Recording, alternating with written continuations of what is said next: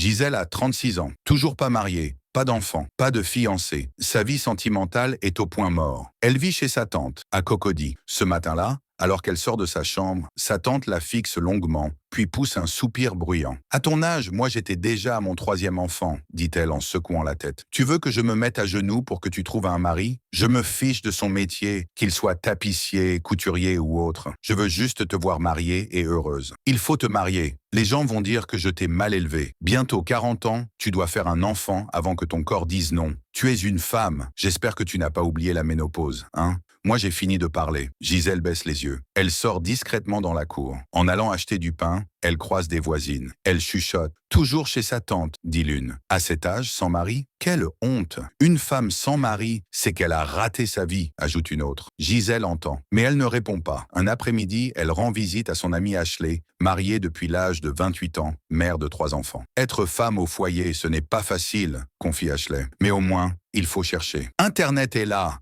Va sur les sites, les applis, les gens trouvent là-bas maintenant. » Gisèle esquisse un petit sourire, sans conviction. Le soir, elle rentre chez elle, seule dans sa chambre. Elle repense à tout, elle hésite, puis elle se décide. Elle poste sa plus belle photo sur les réseaux, une image soigneusement choisie. 2 jours plus tard, un homme nommé Robert lui écrit. Il vit à l'étranger. Avec le temps, un lien se crée. Ils discutent tous les jours. Ils rient, se confient, s'attachent. Et un jour, Robert lui dit « Je vais venir, Gisèle. Je veux te rencontrer. Je veux t'épouser. » Quelques mois plus tard, Robert revient au pays. Ils décident de se voir. Gisèle est nerveuse mais heureuse. Ils se retrouvent dans un petit restaurant calme. Ils mangent, échangent des regards. Puis Robert lui propose d'aller chez lui pour parler plus au calme. Gisèle accepte. Mais à peine les portes fermées, Robert commence à s'approcher, à la toucher sans retenue. Elle recule, le repousse doucement. « On ne se connaît pas encore, » murmure-t-elle. « Je veux prendre mon temps. » Il ricane, un rire sec, amer. « Tu crois que tu es la seule dans mes contacts? J'ai une femme là-bas, hein? Moi, je suis juste venu m'amuser avec les filles de Cocody. Tu n'es pas spéciale. » Gisèle rentre en larmes. Dans sa chambre, elle s'écroule sur le lit. Ses amis ont des maris, des enfants, des foyers. Elle, toujours chez sa tante, presque 37 ans, et toujours seule. Retrouvez la suite sur Betty Story.